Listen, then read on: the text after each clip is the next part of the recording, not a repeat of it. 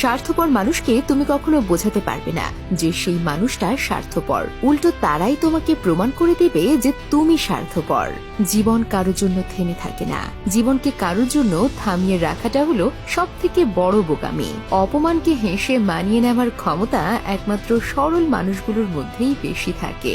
একটা কথা কি জানো তো, সহজে পেয়ে গেলে মানুষ হীরাকেও কয়লা ভাবে। জীবন রাঙাতে কোনো রং তুলির প্রয়োজন হয় না, শুধু প্রয়োজন হয় একটা ভালো জীবন সঙ্গীর। নিজের হতাশার জন্য অন্যকে কখনো দায়ী করো না, বরং নিজেকে দায়ী করো অন্যের থেকে অতিরিক্ত আশা করার জন্য। জীবনে ঠকলে হয়তো বিশ্বাসটা নষ্ট হয়, কিন্তু সেখান থেকে শেখা যায় অনেক কিছু। যদি অনুভব করো কেউ তোমাকে এড়িয়ে চলছে, তাহলে তাকে বিরক্ত করা ছেড়ে দাও। কেউ দেখে না তুমি তার জন্য কি করছো, তারা শুধু দেখে তুমি তাদের জন্য কি করোনি। বর্তমানে সম্পর্কগুলো এমনই হয়, খোঁজ না নিলে দূরত্ব বেড়ে যায়, আর বেশি খোঁজ নিলে বিরক্ত হয়ে যায়। আমাদের প্রত্যেকেরই কিছু না বলা কথার মধ্যে অনেক কিছু কথা লুকিয়ে থাকে। জীবনটা খুব কঠিন, আর তার চেয়েও বেশি কঠিন মানুষের মন বোঝা। কারণ মানুষ যে মন দিয়ে আপন করে নেয়, আবার সেই মন দিয়েই দূরে সরিয়ে দেয়। শিক্ষা যদি মানুষের দরজা হয়, তাহলে আচরণ সেই দরজার চাবি। বাবাকে কখনো অবজ্ঞা করো না।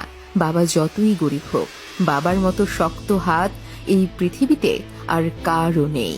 অন্যের জন্য না মরে নিজের জন্য বাঁচুন।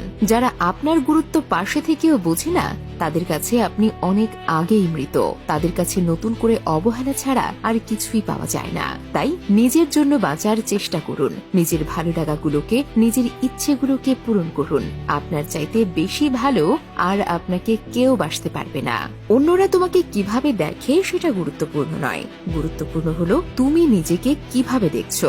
হৃদয়ের সবটুকু ভালোবাসা দেওয়ার পরেও যে তোমার শূন্যতা অন্য কাউকে দিয়ে পূরণ করে, যে তোমার অনুপস্থিতিতে একটু নিঃসঙ্গতা অন্য কাউকে দিয়ে পূরণ করে, যে তোমার নিঃস্বার্থ ভালোবাসাকে উপেক্ষা করে অন্যের প্রতি থাকে আকর্ষিত, আর যাই হোক সেই মানুষটা অন্তত তোমার না হোক। ব্যক্তিত্ব বিসর্জন দিয়ে কাউকে কাছে পাওয়ার থেকে ব্যক্তিত্ব নিয়ে একা থাকা অনেক ভালো। নিজেকে কখনো সহজ সরল করো না। নিজের মূল্য বুঝতে শেখো। তুমি যে অমূল্য সেটা বুঝতে দিও। কমপক্ষে এটুকু বুঝিয়ে দাও, চাইলেই তোমাকে পাওয়া যায় না। তুমি যদি তোমার ভালোবাসার মানুষটার বড় বড় ভুলগুলো ক্ষমা করতে না পারো, তাহলে তাকে ভালোবাসার যোগ্য তুমি নও। মানুষ তো তাকেই ভালোবাসে যে তাকে কষ্ট দেয়। মানুষ তাকে কখনোই ভালোবাসতে চায় না যে তার জন্য কষ্ট পায়। পরের প্রশংসা পেতে হলে অপরকে প্রশংসা করতে শেখো। শেষবারের মতো আর একবার চেষ্টা করে দেখি। এই পৃথিবীতে এই চিন্তাটাই অনেক সফল মানুষের জন্ম দিয়েছে।